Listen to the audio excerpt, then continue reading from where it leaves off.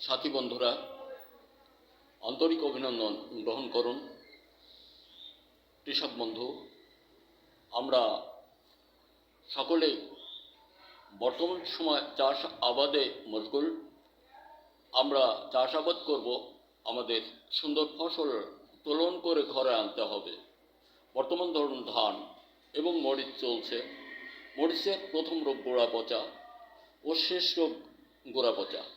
এই জন্য আমি বলবো, আপনি প্রতি বিঘা জমিতে মাত্র 4 কেজি, মৌসুমে শুধুই একবার বারুদ ও মধুবন, মনে রাখুন, বারুদ ও মধুবন বিঘায় মাত্র 4 কেজি। চলমান মৌসুমে আপনার একটি গাছও মরবে না।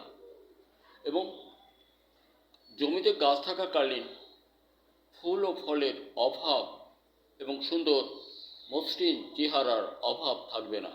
ধন্যবাদ। আরেকটা, ধান ধান লাগাবার কদিন পরে গিয়ে বিভিন্ন রোগে আক্রান্ত হবে। রোগগুলি দাওয়া দাবা হাতে পচা মরা ছত্রাক ইত্যাদি জনিত সকল রোগে আক্রান্ত হয়ে আমাদের মুখের অন্ন কেড়ে নিয়ে যায়। আমি বলবো, আপনি ব্যবহার করুন বারুদ ও মধুবন বিঘায় মাত্র 4 কেজি। এই 4 কেজি ব্যবহার অন্তে দেখবেন আপনি সুন্দরে ভরে উঠেছে আপনার জমির ধান।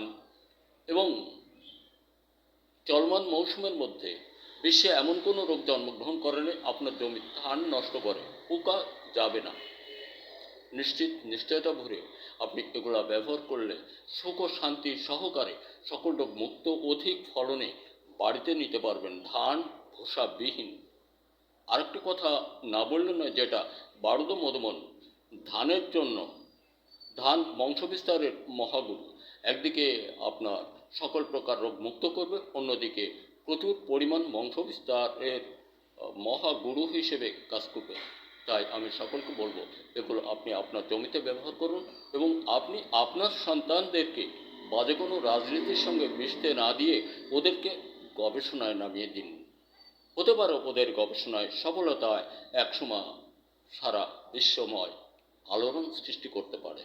এগুলো আমি বারবার সকল ভিডিওতে বলে থাকি। তাই অনুরোধ সকল ছেলে মেয়েদের কাছে, তোমরা কোনো বাজে রাজনীতির সঙ্গে না মিশে সংস্কারের সঙ্গে থাকো, আর এই সুযোগটা অবলম্বন করো লেখাপড়ার মাঝ দিয়ে। সেটা হলো তোমার গবেষণা, কিছু তৈরি আবিষ্কার সফলতাময় বাজারজাত করো। ধন্যবাদ। আমরা যারা কৃষক বন্ধু আছি, নিশ্চিত করে আমরা সকলেই ফসল উৎপাদনে অনেক আনন্দে মেতে উঠি। এবং যারা মাঠে বিভিন্ন কোম্পানির লোক, কৃষক বন্ধুদেরকে পরামর্শ দেব। এখানে একটা হুঁশিয়ারি আমি জ্ঞাপন করি, সেটা হলো এই, এক দেশময় কৃষক বন্ধু অত্যন্ত সহজ সরল, কোনো ভুল সিদ্ধান্ত দিয়ে, কথাটা ভালো করে জানতে হবে, কোনো প্রকার ভুল সিদ্ধান্ত তাদের মাঝে ছড়িয়ে তাদের একটি টাকা অপহরণ করলে এর জন্য আখেরাত আমি অত দূরে যাব না। বর্তমান সময় তুমি নিজে ভুল করবে, নিজের পায়ে নিজে কুঠার মারবে। তোমার প্রতি এই হুঁশিয়ারি। ধন্যবাদ। ভুল সিদ্ধান্ত দানকারী জীবন ভরা ডুবি।